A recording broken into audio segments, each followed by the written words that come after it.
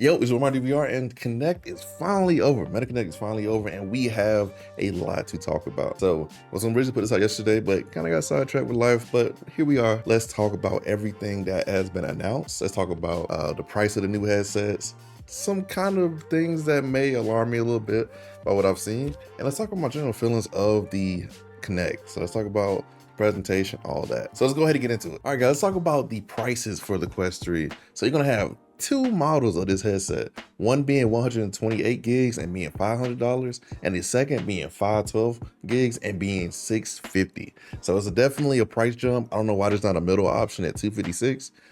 Kind of weird to me personally, but it is what it is. So choose wisely which model you get, because these Quest 3 games are going to be a lot bigger than the Quest 2 games. Now, one thing I do want to mention is the accessories for the Quest 3.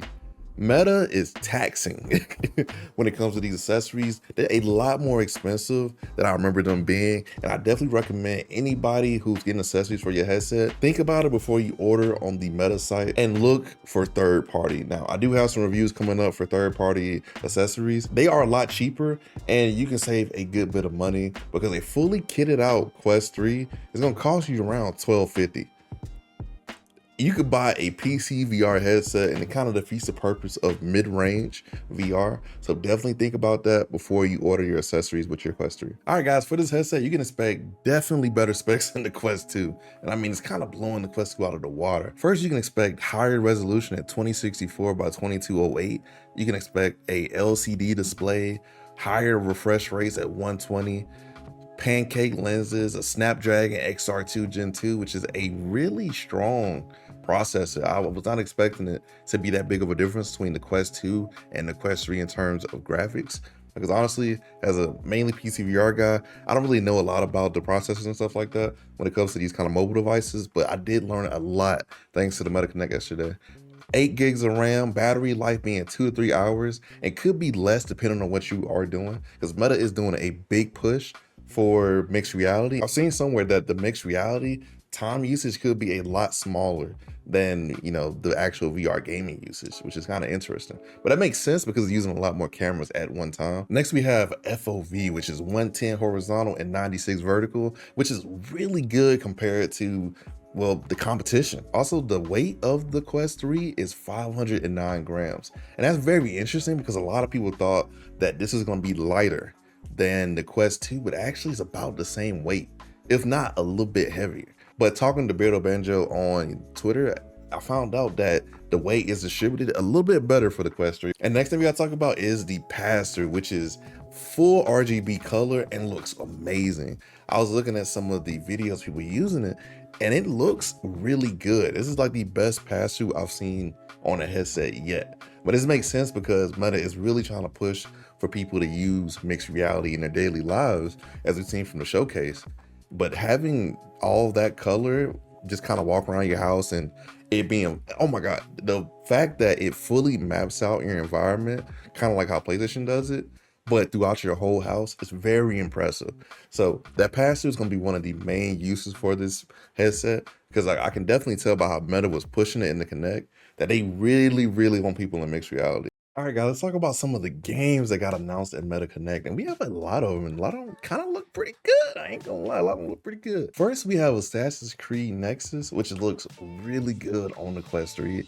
I'm a little worried about the combat because it does look a little floaty, but the parkour looks really good. So we're gonna see how that turns out. We also got Roblox being officially announced, like fully released for the Quest 2 and 3. So if you're a Roblox kid and you like playing Roblox, have it, go have fun. It's out. We also got Lego Brick Tales. There's been a lot of mixed reality games, I noticed, and then, which is really cool. And Zuck did mention that a lot of these games are gonna have mixed reality components. So we could potentially see in games where you're in VR and then it splits to MR, which would be kind of cool. And I definitely hope that this kind of does put more people, including myself, because I never really use mixed reality, I'll be honest with you. But if it's included in the VR games, that might be a good deal. So definitely check out those new games. I got a video coming where I go into more detail about this. I just don't want this video to be too heavy, but there are games coming. There are no launch titles though. I will say that. I'm a little disappointed about the launch titles coming for the Quest 3. Now, there are going to be updates from Quest 2 games, but I did expect more launch titles for the Quest 3. Now, a lot of people did give Sony a lot of flack early this year for that same reason. So I got to be the mayor fair and say that it needed a little bit more launch titles. But the games do look good. Check those out. Look forward to that new video I got coming. Let's talk about something else. Now that we got everything out of the way about the General Connect, I do want to talk to you guys about something. Now, the General Connect, I do feel like kind of undersold the actual VR elements of the Quest 3. Now, I'm all for mixed reality. I do love all parts of XR, but I do feel like they really undersold the Quest 3 to the casual consumer here. Now, you're probably wondering, well, they had a whole Connect. Yeah, they did. But I'm gonna be quite honest with you. Now, a lot of people will agree with me. The Ray-Bans that they showed at the Meta Connect drew me in more than the actual Quest 3. Like, when I saw those Ray-Bans, I was like, I'm about to order, but then my head is too big for those, so kind of ill on me. But I do feel like this was more of a focus on showing stuff like AI, which most people who own a Quest don't really care about using the AI assistant. Sorry. I'm never getting invited to a Meta Connect. But most people don't care about AI or any of the other things they show outside of the main Quest 3 or the smart glasses. And now you could probably say people do care about that stuff, and some people do, don't get me wrong. But the general consumer who buys the Quest 2s, who buys the Quest 3s, aren't gonna care about that. So I feel like next Connect, they should really emphasize the VR elements of the headset, because I feel like they definitely underutilized that type of platform to show the real capabilities of the VR stuff. Now, the mixed reality stuff did get showcased very well, and they really did sell it, because they showed stuff like productivity apps. You can watch basketball in VR using X Stadium, which is really cool. You can use Microsoft 365, which is really nice for people who want to type their papers and stuff in VR, which is really cool, you know? And so for like the next Connect, I feel like there should be a balance with those things. I feel like you spent more time showing us AI celebrities,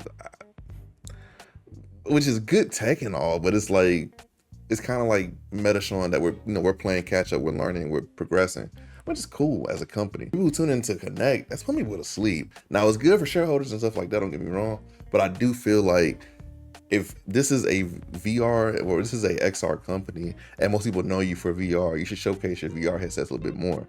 I had people watching with me in my stream and they were like, I'm more sold on the Ray-Ban glasses than the actual VR MR headset, which isn't good. So Meta definitely has to kind of rein in showing, or even balance showing a lot of different things to people who are casual consumers. But overall, it was a very good Connect, and I had a lot of fun streaming it. Shout out to people who came to the stream and watched with your boy. I appreciate y'all, man. Make sure you become one of the dudes today. Make sure you join the membership on the channel. We got some perks coming. We got lots of merch coming also. I'm trying to get that ready. It's a lot harder to do merch than I thought, but it should be ready within the next few weeks. And we have a lot of Quest 3 content coming. So don't be shy. Make sure you come back. Make sure you like and subscribe. And remember, I'm just a dude with a VR headset. Ooh, peace.